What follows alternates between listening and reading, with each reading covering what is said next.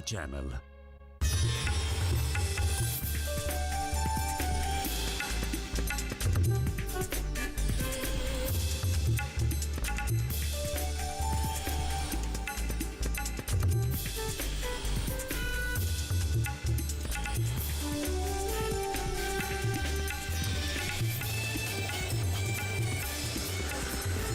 DD किसान, बदलते भारत की शान।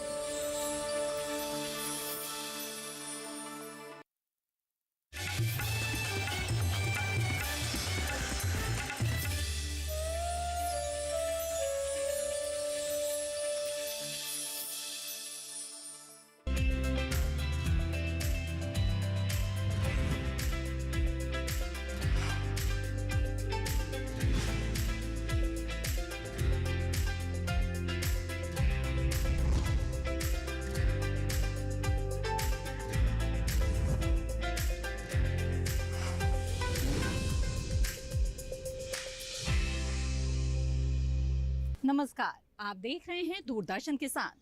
कार्यक्रम सफल किसान में आप सभी का स्वागत है। मैं हूं आपके साथ मोनालिसा। सफल किसान एक ऐसा कार्यक्रम है जिसमें हम आपको देश के कोने कोने से उभरती प्रतिभाओं से रूबरू कराते हैं, जिसमें कृषि और पशुपालन और इनसे जुड़े स्टार्टअप्स की ऐसी जानकारी होती है जो किसानों और कृषि के बारे में सोच बदलने में कारगर है। आज हम आपको मिलवाएंगे दो ऐसे सफल किसानों से जो अपने अपने क्षेत्र में सफलता के परचम लहरा रहे हैं। इनकी सफलता की कहानी जानने के लिए आइए चलते हैं गुजरात के नवसारी।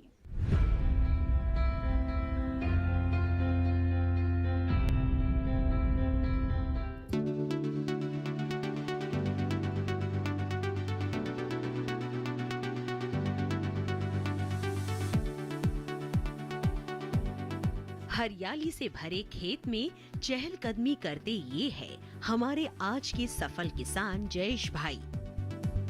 जयेश जी और खेतों के बीच लंबी मित्रता है। जयेश जी अपने 4 एकड़ के खेत में कई तरह की फसलें उगाते हैं, खेत को संजोते हैं और परिवार का भरण पोषण करते हैं। वो बताते हैं कि वो मुख्य रूप से औषधीय पौधे सफेद मूसली की खेती करते हैं। इसके अलावा मोटे अनाज में ज्वार, बाजरा और रागी भी उगाते हैं। साथ ही खेत के बचे हिस्से में सब्जी फसलें उगा रहे हैं। कुल मिलाकर ये कह सकते हैं कि जयेश भाई सेहतमंद खेती कर रहे हैं। साल 1995 से शुरू हुआ उनका औषधीय पौधों की खेती का सफर अनवरत रूप से जारी है। मैं फार्मर हूँ, खेती करता हूँ। खेती में पूरा धान लगाता हूँ, ज्वार, बाजरी, मक्काई वगैरह और डांगर वगैरह वो भी खेती करता हूँ। सब्जी में चोई, अड़द, तुवेर वो भी खेती करता हूँ। एक खेती के साथ वो मेरा एक अलग जो खेती है वो सफेद मूसली है। वो सफेद मूसली का नाम बहुत प्रचलित है और हर दवा में काम आता है। ये सफेद मूसली से अभी ये मेरा खेती आगे बढ़ रही है।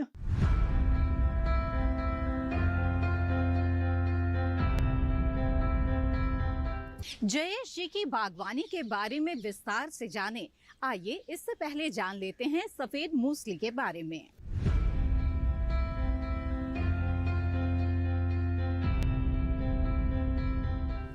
सफेद मूसली लिलिएसी कुल का पौधा है जिसकी कई प्रजातियां पाई जाती हैं। खासकर सभी प्रजातियों की जड़ें बाजार में सफेद मूसली के नाम से बिकती हैं। सफेद मूसली को आयुर्वेदिक दवाओं में पित्त और वात रोगों के लिए प्रयोग किया जाता है। आयुर्वेद में इसे धातु वर्धक, शील, मधुर, कड़वा, ताकत देने वाला बताया जाता है। ये थकान को दूर करता है और रक्त को शुद्ध करता है। साथ ही दूध वर्धक और हृदय को मजबूत बनाने में मदद करता है। प्रतिदिन यदि 3 ग्राम मूसली का पाउडर दूध के साथ लिया जाए तो मनुष्य का शरीर बलिष्ठ होता है। सफेद मूसली में 42% कार्बोहाइड्रेट, 8 से 9% प्रोटीन, 3 से 4% फाइबर, 2 से 17% सेपोनीन होता है और यही सेपोनीन इसे औषधि गुण प्रदान करता है। सफेद मुसली का पौधा हिमालय की घाटियों, सतपुड़ा, अरावली, बिहार के पहाड़ी भागों में पैदा होता है। साथ ही राजस्थान के कुछ भागों में, गुजरात और महाराष्ट्र के जंगलों में भी पाया जाता है। राजस्थान और मध्य प्रदेश के जंगलों में रहने वाली आदिवासी जातियां इनके कंदों को खोदकर बाजार में लाते हैं, जिसके कारण जंगलों में से सफेद मुसली नष्ट होती जा रही है और कुछ जंगलों में तो लुप्त प्राय हो गई है। हालांकि अब भी भारत में 9 प्रकार की सफेद मुसली पाई जाती है। इसके पौधे के बारे में बात करें तो सफेद मुसली का पौधा एक 12 पौधा है। इसमें लगभग 6 से 13 पत्तियां भूमि के ऊपर होती हैं। पत्तियां देखने में लहसुन की पत्तियों की तरह लगती हैं। पौधे में फूल का केवल एक ही डंठल 15 सेंटीमीटर ऊंचा निकलता है, जिसमें सफेद फूल लगते हैं, जबकि बीज काले रंग के होते हैं। पौधे की जड़ें ही कंद कहलाती हैं, जो जमीन से निकलती हैं और लगभग 8 से 9 सेंटीमीटर मोटी होती हैं। एक पौधे में औसतन 5 से 30 कंद निकलते हैं, जो कि सफेद रंग के होते हैं। इसीलिए इसे सफेद मुसली कहा जाता है।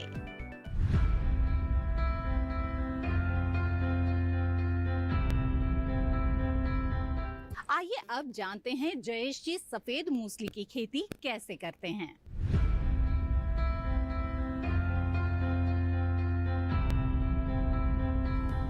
सफेद मुसली की खेती करने के लिए सबसे पहले नर्सरी बनाने के लिए मिट्टी में खाद मिलाकर अच्छी तरह भुरभुरा कर ले और क्यारियां बना ले। इन क्यारियों में ही कंदों को बोया जाता है। बुआई का सबसे अच्छा समय मई जून का माना जाता है। अंकुरण के लिए नमी का खासा ध्यान रखें। कंद 12 से 16 दिन में जमने लगते हैं। जब पौधे तैयार हो जाते हैं तो उन्हें अलग खेत में रोप दिया जाता है। रुपाई करते समय दूरी का खास ख्याल रखें, जिससे पौधों की जड़ों को पर्याप्त स्थान मिल सके। सफेद मुसली है ये जो सफेद मुसली की जमीन मई महीना में तैयार करना पड़ते हैं। उसका जो ट्रैक्टर का बड़ा चास लेके खेड़ना पड़ता है। उसके बाद में उसका 3 बाई 30 फुट का ऐसा पाड़िया बनाना पड़ता है, यानी कि उसका बेड बनाना पड़ता है। बेड बनाएंगे तो ऊपर का जो पानी है वो नितार हो जाता है। इसीलिए सफ़ेद मुसली बेड के ऊपर रोपते हैं तो उसका जो ग्रोथ है वो अच्छा बनता है। सफ़ेद मुसली जून महीने में लगाना पड़ता है। वो 4.5 महीने का पाक है। सफ़ेद मुसली जो है वो 4.5 सितंबर से तैयार हो जाती है।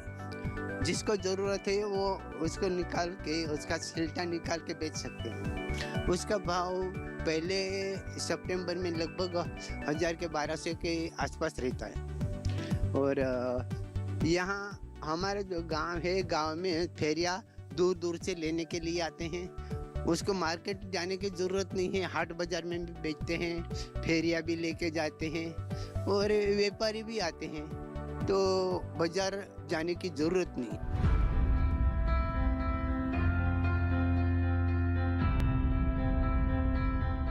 सफल किसान कार्यक्रम में वक्त हो चला है एक छोटे से ब्रेक का। ब्रेक के उस पार जयेश जी की ऐसी कला से आपको रूबरू कराएंगे जो उन्हें देश विदेश में भी पहचान दिला रही है। आप बने रहें दूरदर्शन किसान पर।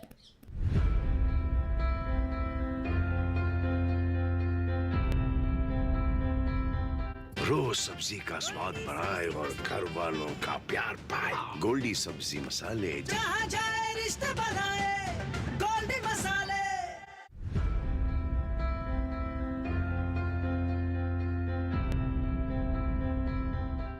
ब्रेक के बाद आप सभी का फिर से स्वागत है। आप देख रहे हैं कार्यक्रम सफल किसान। ब्रेक पर जाने से पहले जयेश जी की बागवानी के बारे में तो आपने जाना। आइए अब उनकी कलात्मक प्रतिभा से आपको रूबरू कराते हैं।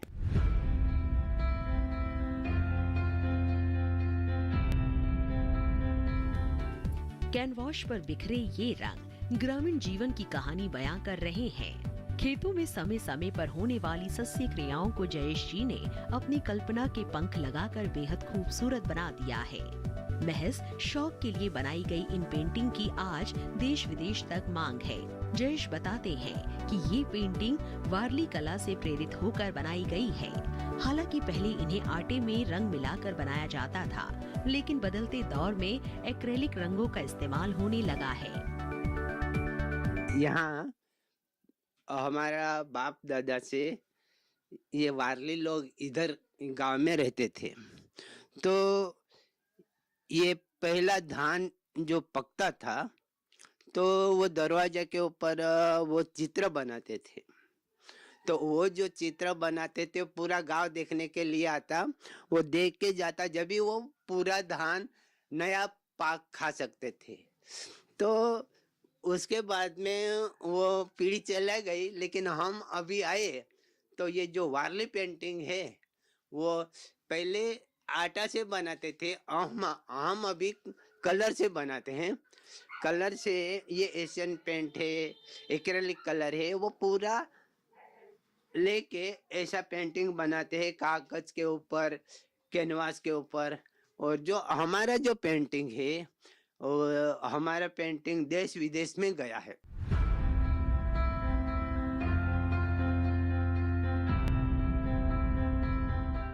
आइए अब आपको दिखाते हैं एक झलक जयेश जी के ग्रामीण जीवन की।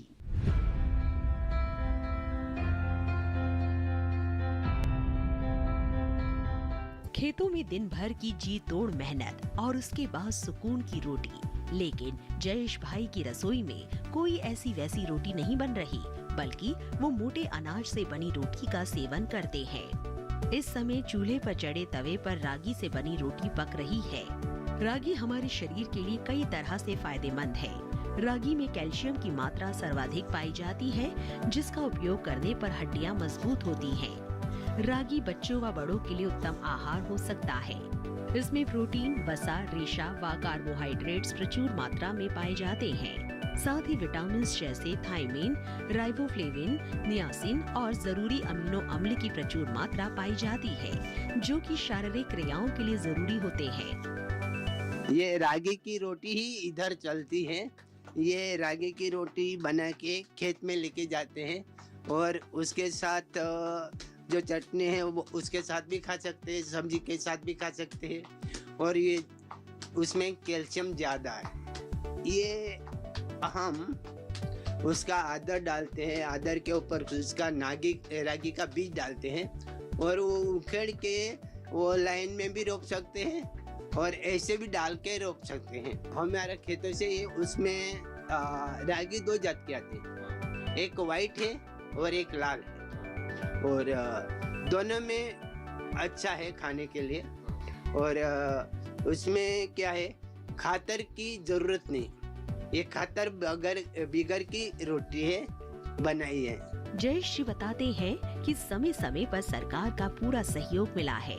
यहाँ तक कि ट्रैक्टर पर सरकार से सब्सिडी भी मिली है।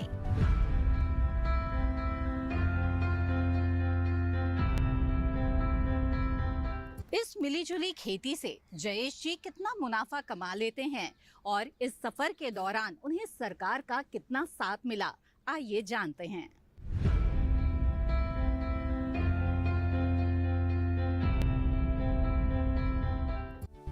जयेश जी बताते हैं कि समय समय पर सरकार का पूरा सहयोग मिला है।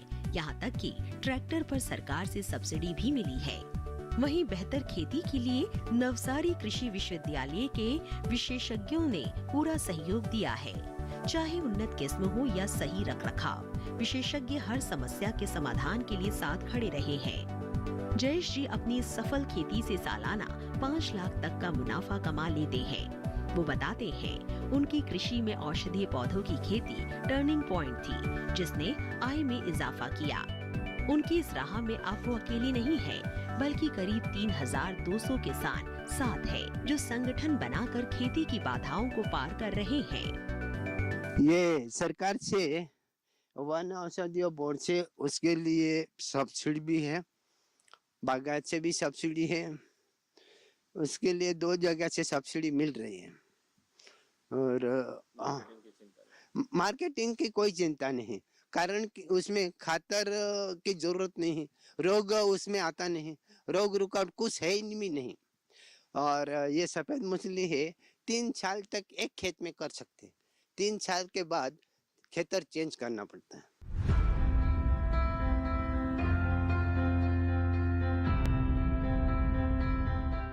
वक्त हो चला है एक और छोटे से ब्रेक का। ब्रेक के बाद हम आपको एक ऐसे सफल किसान से मिलवाएंगे जो नर्सरी के व्यवसाय से लाभ ले रहे हैं। मिलेंगे इनसे ब्रेक के बाद। आप बने रहें दूरदर्शन किसान पर।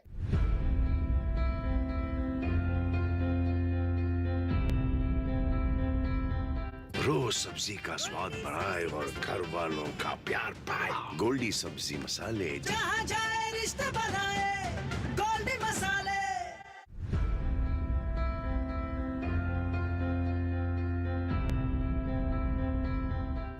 ब्रेक के बाद आप सभी का फिर से स्वागत है। आप देख रहे हैं कार्यक्रम सफल किसान। अब हमारे दूसरे सफल किसान से मिलने के लिए आइए एक बार फिर से रुक करते हैं गुजरात के नवसारी का, जहां कमलेश भाई पटेल की नर्सरी दूर दूर तक अपनी पहुंच बना रही है।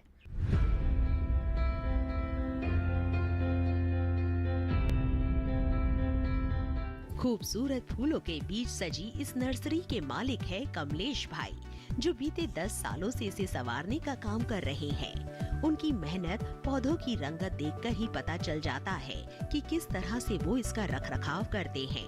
वो बताते हैं कि इस समय उनकी नर्सरी में करीब 500 प्रकार के पौधे उपलब्ध हैं। हालांकि शुरुआत में ये आंकड़ा काफी कम था, लेकिन नवसारी कृषि विश्वविद्यालय से प्रशिक्षण लेने के बाद काम में सुधार भी आया और रफ्तार भी। इसीलिए तो आज कमलेश जी के पौधे गुजरात के साथ साथ दिल्ली, राजस्थान, मुंबई, मध्य प्रदेश तक में सप्लाई हो रहे हैं, जिसके लिए उन्होंने एक व्हाट्सएप ग्रुप बनाया, जिसमें पौधों की जानकारी से लेकर ऑर्डर लेने और सप्लाई करने का सारा सफर आसान हो जाता है। मैं 10 साल से ये नर्सरी कर रहा हूँ और नवसारी कृषि university agriculture horizontal department Chawla Sahib के अंदर हमने ट्रेनिंग ली और तब से ज्यादा कर रहे हैं। नर्सरी में वैसे तो 2500 की वैरायटी होती है, पर हमारे गांव में 500 के आसपास की वैरायटी मिल रहती है। ये जैसे कि ड्रेसिना, क्रोटन, चंपा, हेलिकेनिया, बिगोनिया, तुलसी, गौड़ी चौड़ी, tecoma, areca palm, bottle palm, ये सभी 5 फुट से 2 फुट से 5 फुट 10 फुट तक के पौधे मिल सकते हैं हमारे यहाँ। फ्रूट में आमा कलम का मिल रहता है और दूसरा फ्रूट का प्लांट चाहिए तो वो हमें बाहर से मंगवाना पड़ता है, पर सभी प्रकार के फ्रूट यहाँ मिल रहते हैं। और किसी को भी इसकी शुरुआत करनी हो तो थोड़ा थोड़ा प्लांट खरीद के उसको मदर प्लांट बनाना पड़ता है। पहले तो इसमें से कटिंग लेके पॉलीटनल में बैग भर के रखने की है, उसको कटिंग डालने का है, वो 20 दिन में तैयार हो जाएगा। इसके बाद उसकी बैग चेंज करके छोड़ देने का है और 3 महीने में वो तैयार हो जाएगा। कटिंग काट के डालने से छोड़ बेचने तक 6 महीना का वक्त निकल जाता है। जो बड़ी बैग बनाए तो छोटी बैग के लिए तो 1 महीना ही काफी है। और मिट्टी में नमी कितनी है वो देखनी पड़ती है, इसके हिसाब से पानी देना पड़ता है। वैसे तो पॉलीटनल है, इसमें पानी की बहुत जरूरत पड़ती ही नहीं, पर फिर भी देखना पड़ता है और फंगस की भी देखरेख रखनी पड़ती है। हमने एक नर्सरी का ग्रुप बनाया है, मीडिया ग्रुप, जिसमें हम हमारा जो प्लांट तैयार होता है जो उसको हम ग्रुप में बेचते हैं। जिसको जरूरत होती है, जिसके पास व्यापारी आता है उसको बताते हैं कि वहां पर आपको मिल जाएगा, वहां व्यापारी हमारे पास आके लेकर जाते हैं।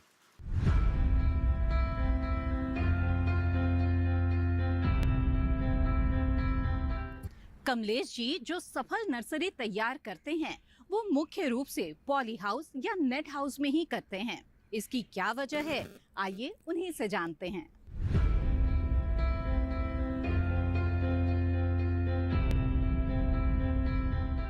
नर्सरी बनाने के लिए पॉलीटनल और नेट हाउस जरूरी है। इसके लिए सरकार सब्सिडी देती है।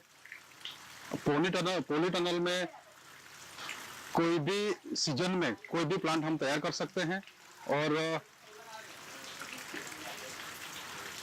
छोटे बैग में तैयार करके बड़ी बैग में चेंज करके उसको हम बेचने के लिए तैयार रख सकते हैं। बेचने के लिए व्यापारी घर पे ही आते हैं। दिल्ली, मुंबई, मध्य प्रदेश, राजस्थान सभी जगहों पर यहाँ से माल जाता है।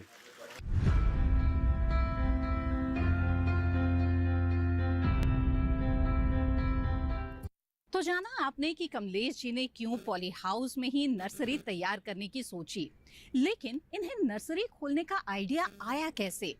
आइए जानते हैं उनसे मिलकर।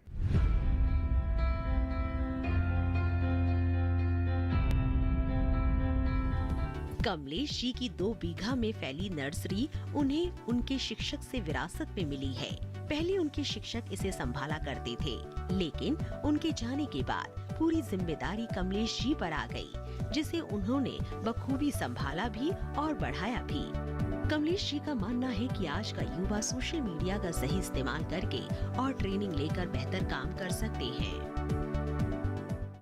हमारे यहाँ 5 लोग काम करते हैं और शुरुआत करनी हो एरिया 2 बीघा में करते हैं हम। हमारा ये नर्सरी मैंने ट्रेनिंग ली, इससे पहले हमारे यहाँ एक शिक्षक थे अमृत भाई छोटू भाई पटेल, जो आज नहीं है, पर शायद उन्होंने 1990 में के आसपास चालू की थी। ये नर्सरी उन्हीं की देन है, उन्हीं के हम आभारी हैं। युवाओं को मैं यही बताऊंगा, ये नर्सरी का है वो देखें और लैंडस्केपिंग यानी गार्डनिंग से सब यहाँ काम मिलता है। नौकरी नहीं मिले तो भी नौकरी से भी अच्छा हम कमा सकते हैं।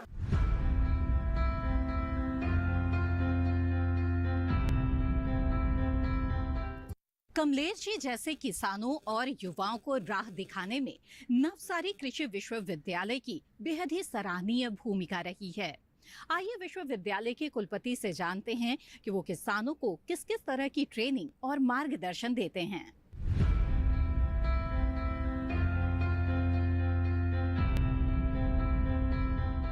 नवसारी कृषि यूनिवर्सिटी एक्सटेंशन एजुकेशन को पर ऊपर बहुत जोर देती है।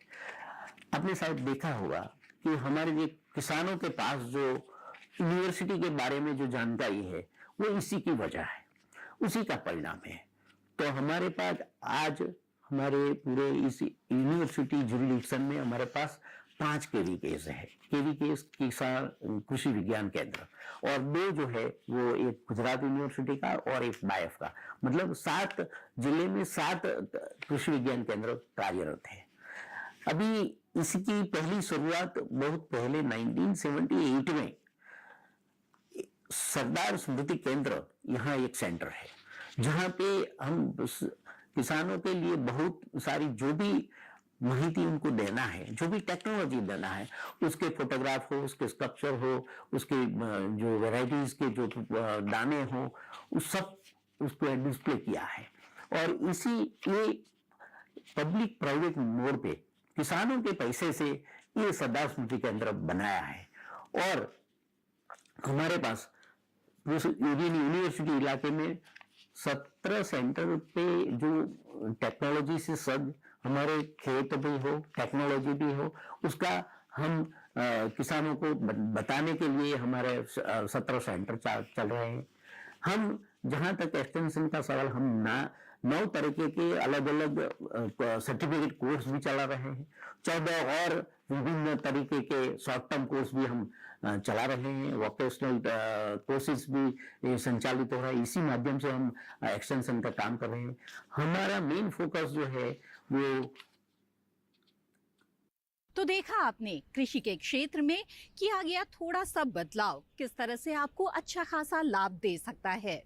उम्मीद है आज का सफल किसान कार्यक्रम आपको जरूर पसंद आया होगा। इसके बारे में आप अपने विचार हमारे साथ जरूर साझा करें। हमारा ईमेल आईडी है safalkisan@gmail.com। आप चाहें तो हमें पत्र भी लिख सकते हैं। पता है सफल किसान, कमरा नंबर 77, CPC दूरदर्शन खेलगांव, नई दिल्ली 110049। इसी के साथ सफल किसान की आज की इस कड़ी में बस इतना ही। फिर हाजिर होंगे लेकर प्रेरणादायी किसानों की दास्तान। तब तक के लिए आप बने रहें दूरदर्शन किसान पर और मुझे दीजिए इजाजत। नमस्कार।